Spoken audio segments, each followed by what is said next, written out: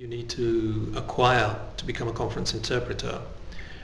And it was so intensive that there was very little energy left over at the end of the day or the weekend to practice techniques on my own. So the simple answer is no. It was just through going through a very structured, intensive course that I trained as an interpreter. Yeah, definitely. Conference interpreting is something I feel fairly passionate about. I think it's an interesting activity, it's an unusual activity, and there is very little in the literature about conference interpreting which is written in a way which is accessible for the layman.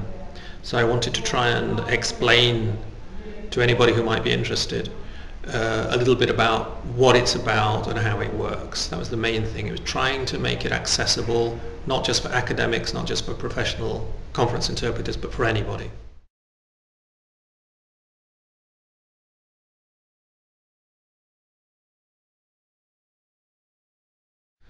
Well, that's a bit of a broad question. I mean, the bottom line of interpreting is always communication, and that means you've got to listen to what one participant says, understand it, analyze it, and then reformulate it such that the other participant or participants can understand. So that doesn't change. What would change a little bit is that when we do consecutive interpreting in Western Europe very often, and certainly within the EU, we tend to get longer speeches, maybe 5 minutes. And you need a certain note-taking technique and a particular technique which I describe in my book for dealing with consecutive. If you're doing much shorter passages, it's clear that you will want to take fewer notes or perhaps no notes at all. And it's going to be very much a question of listening very, very attentively, devoting all of your attention to listening carefully and using your short-term memory a bit more. So there is a bit of a difference in technique there, yeah. Yeah, because sometimes we're at some kind of formal event and there will be a short welcoming speech or something like that, and delegates will not want, before a large audience, for example, to do one long speech and then have one long interpretation. So yeah, we do that as well sometimes. My own preference between consecutive and simultaneous is consecutive, yeah, because you have a more direct contact with your clients, or your delegates, call them what you will. You're in the room with them, you can sometimes ask them a question if you're not really sure, and you get a better feeling of being a real bridge between people, of having this communication function, yeah. Oh, well, in my job, seeing as I work in the European Union institutions, the vast majority of work is in simultaneous. Oh no, because whether it's consecutive or simultaneous, it doesn't really matter, because it's all still communication, and you've got the twofold, what I always call the twofold pleasures of doing interpretation. One is this social function, this communication function, which is in itself very satisfying. Two people or more trying to talk to one another, they can't understand one another, and to help them bridge that gap is very satisfying. Also a cultural gap, not just a linguistic gap. And then the second thing is what I call the intellectual pleasure, which is that every speaker is different, every meeting is different, the topics are different, you face a different challenge every day, so it's incredibly stimulating to have to try and solve a different problem every day. There's no boredom.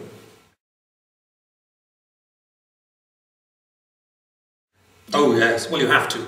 I mean, all of your life you have to carry on working on trying to do at least two things. One is to keep up with information, because we now work in a whole series of areas which I wasn't working in when I started as an interpreter.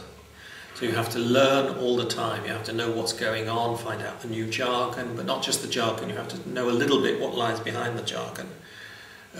So that's purely sort of a question of information. And then on technique itself, you could always improve your technique. And as an interpreter, if you're not really consciously thinking about your technique and trying to improve it, inevitably you will tend to fall back into a style which is perhaps a little monotonous, a bit boring for your delegates, even if you technically are getting everything correct in your interpreting. Yeah. The one thing I work on most, I think, is trying to interpret in such a way that I sound as if I'm not interpreting, that I sound as if I'm talking normally, spontaneously. And that really is the great challenge.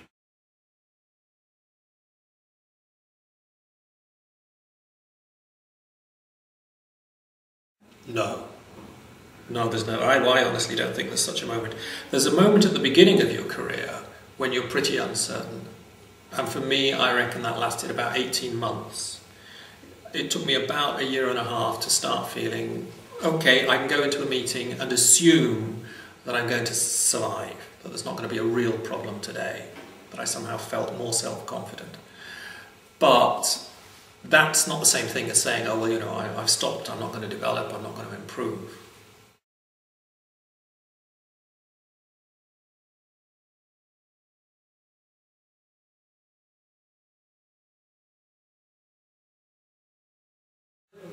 I think that depends on context.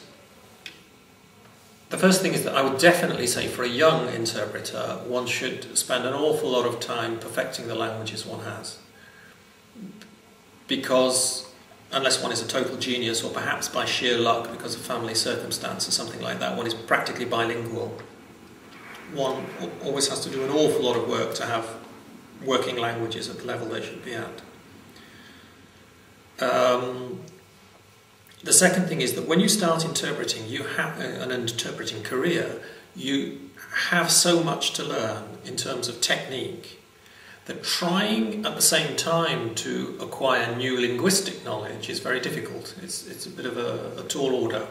So it's better to concentrate on the languages one has at the beginning of a career and then stick with those. And afterwards, adding further languages, well, obviously that depends on the market you work in. If you, for example, I know many colleagues who work on specific local markets where they can work happily with two languages and they will never need a third language. Okay, if they want to learn a third language, that's fine, but they don't need to. Whereas if you work in the European Union institutions with 22 languages used regularly, then obviously it's in your interest to learn more languages such that you can have a broader language cover within that context.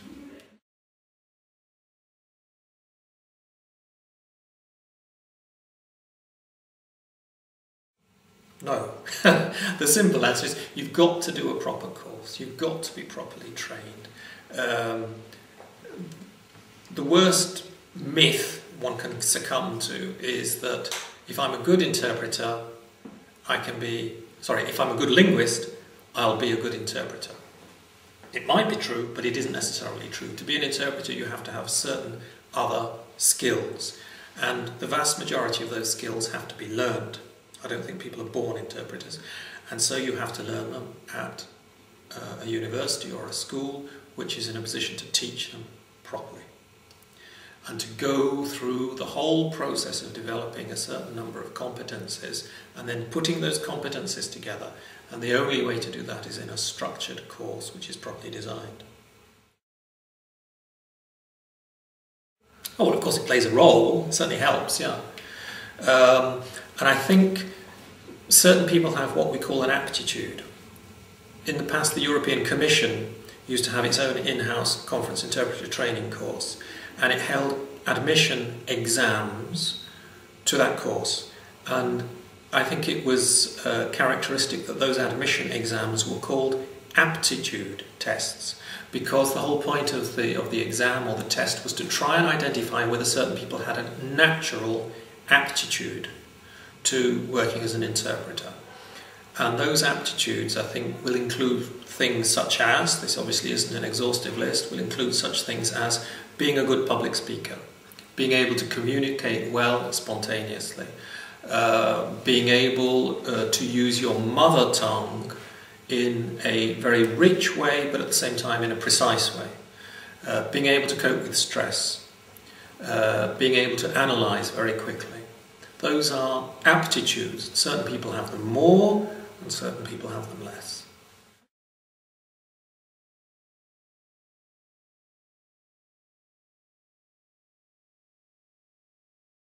Well, I think that's true up to a point, yeah. I mean, it's true to the point that an interpreter should be able to mobilize at least an intellectual interest in order to be able to cope with it. I mean, not genuinely interested in it, but yes, because we have to deal with just about everything under the sun. I know from my own professional experience, I deal obviously with politics, economics, law and so on, but I also deal with nuclear energy, with consumer protection questions and the kind of things you might expect to find on the agenda of the European Union institutions. But I also deal with cultural issues which are perhaps not so much in the forefront. I deal with sport, I've done meetings which are on football, and be it only because certain things will be referred to by delegates, you need to know about them. So, for example, the Ice Hockey World Championship has just taken place here in Slovakia. It finished literally 2 days ago.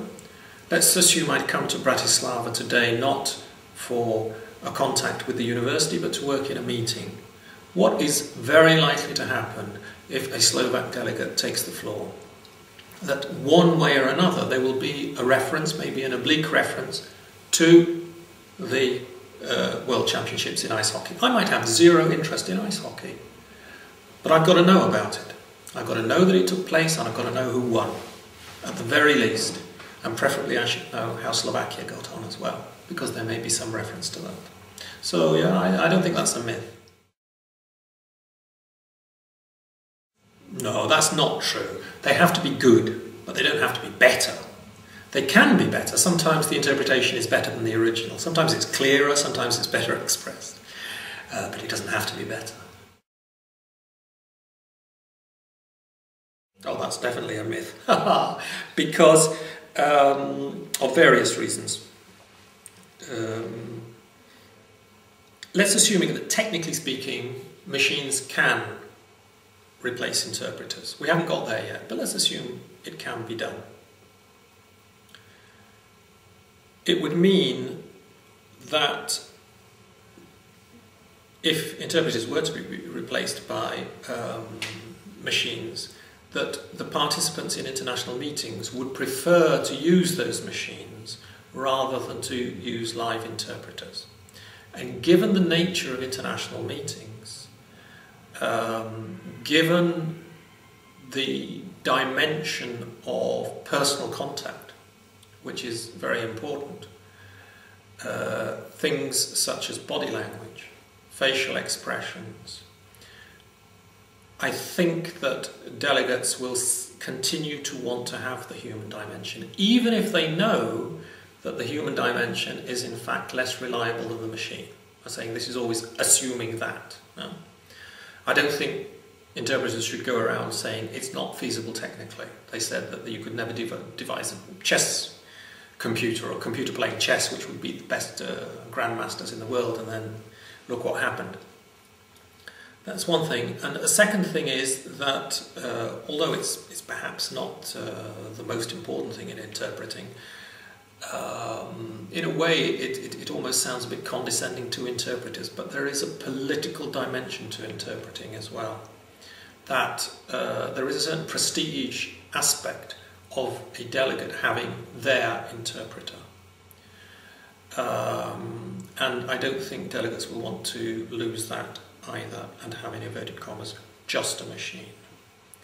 So I may be wrong, this is just my personal opinion, but I don't think that real live interpreters will disappear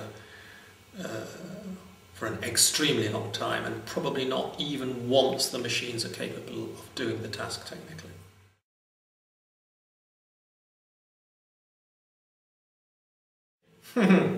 Tak já odpovím česky v tom případě. Bylo to složité. Já jsem neznal žádný slovanský jazyk předtím, a to znamená, že gramaticky je to složité, skloňování a tak dále, to je jasný. Navíc slovní zásoba je dost jiná ve slovanských jazycích než ve románských nebo germánských jazycích, které znám jinak. Tak to bylo moc složité, ale to není nemožné. Asi to je důležité. Velice často na začátku čeští kamarádi i dokonce mi řekli, jo, ale to nemůžeš. Nikdy to nemůžeš. A člověk to nesmí věřit. Je to možné, to chce čas, to chce kontakty, a zkušenost, ale je to možné. Okay, thank you very much. Thank you.